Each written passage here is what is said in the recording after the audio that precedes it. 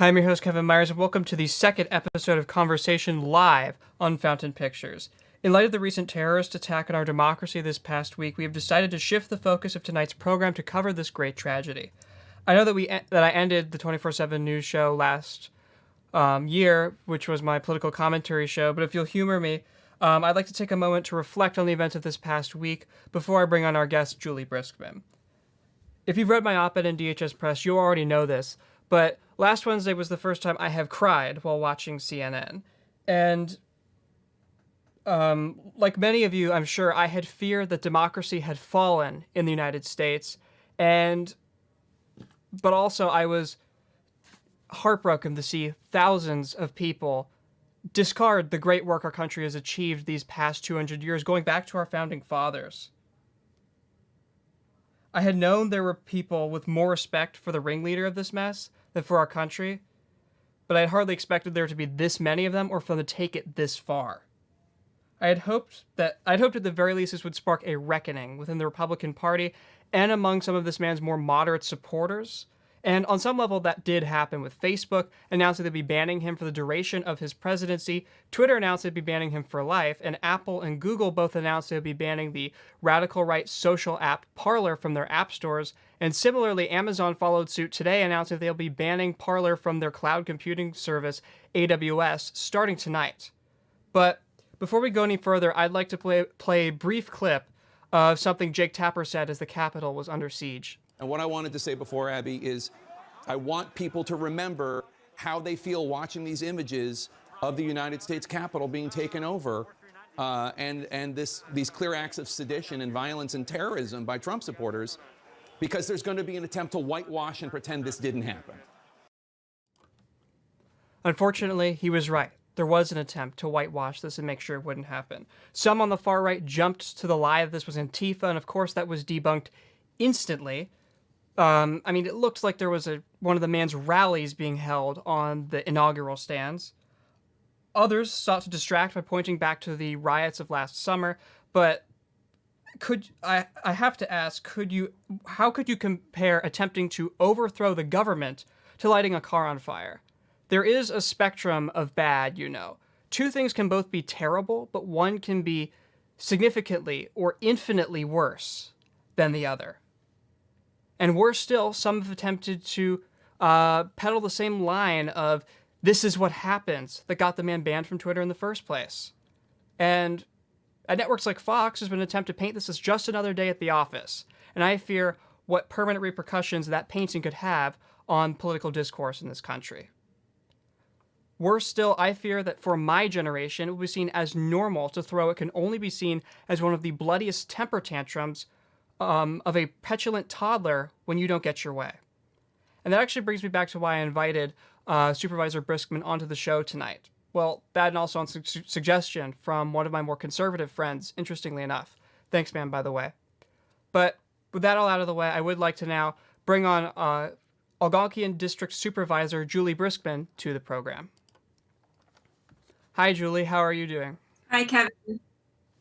I'm good. Thanks for having me.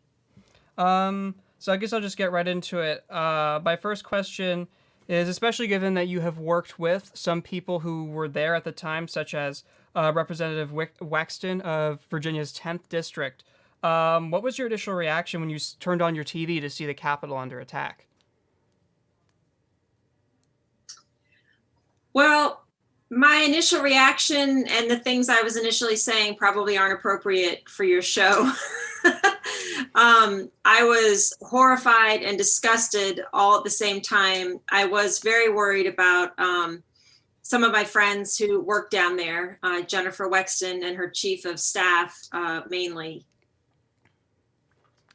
And did you reach out to, or were you in contact with anyone who was in the building at the time? Yes, I reached out to Jennifer and her chief of staff. I didn't hear back from them directly. I imagine that they were getting many, many messages, but then she did post something on her social media to let us know that she was okay, as did several other of our Virginia and Maryland colleagues down in Congress. Also, another supervisor from Loudoun County is actually a Capitol Police officer. So he was down there during the time of the insurrection. And several of us did text him to see if he was okay. And he responded intermittently, of course, because he was doing his job. Right. But we were all relieved to hear that he was okay. Now, I know that you've never been a big supporter of this man, but what do you think the consequences should be for him and his allies and also his supporters who actually broke into the Capitol? So I think that the consequences should be immediate and severe.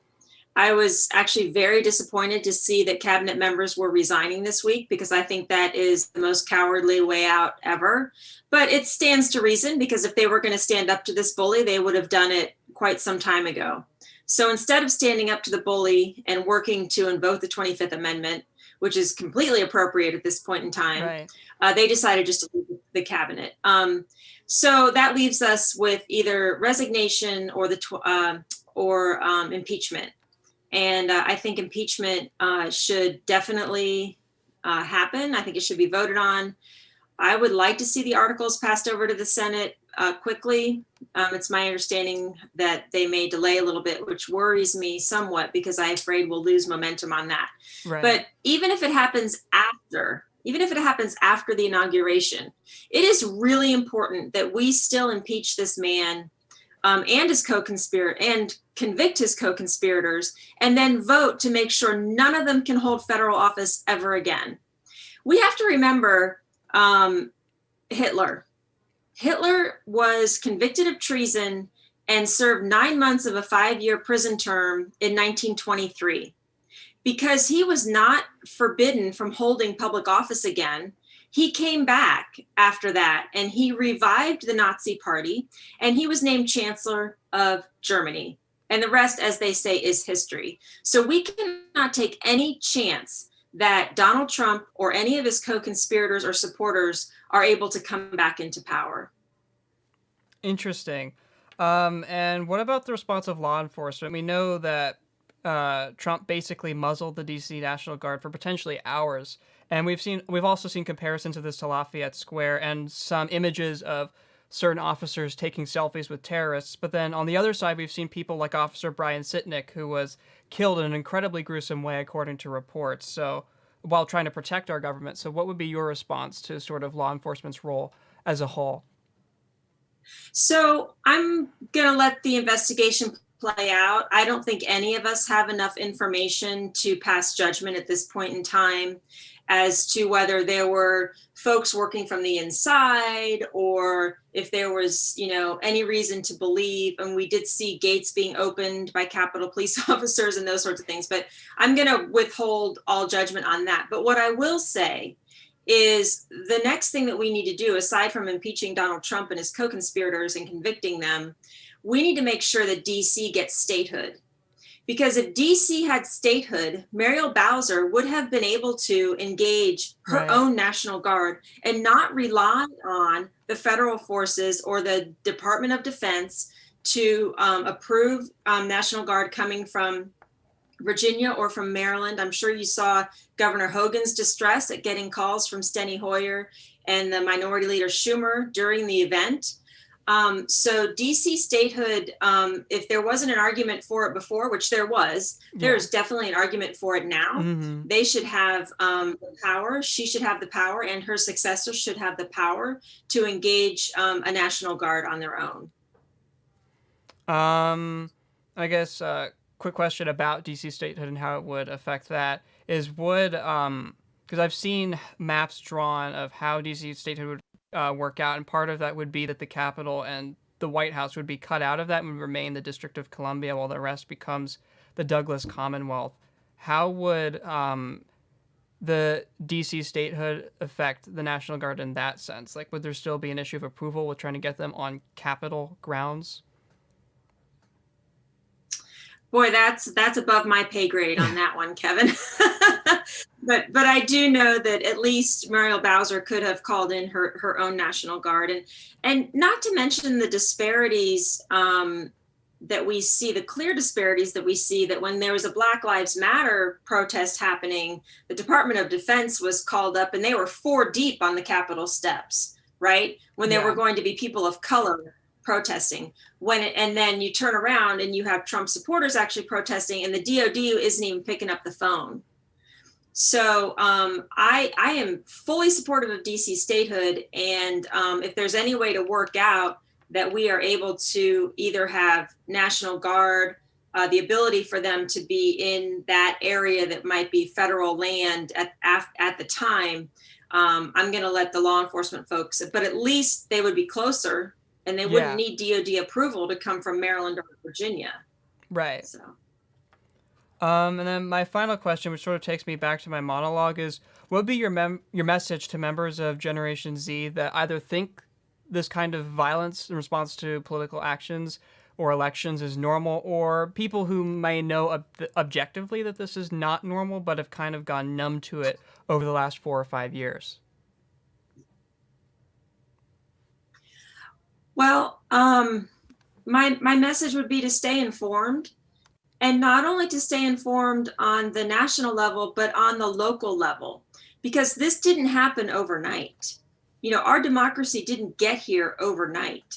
So I would stay informed not only in current events right now, but as I mentioned, historical events, because we can learn from history how this has happened before in a way, and also how it can be prevented if we don't deny ourselves the memory of terrible things that happened in history.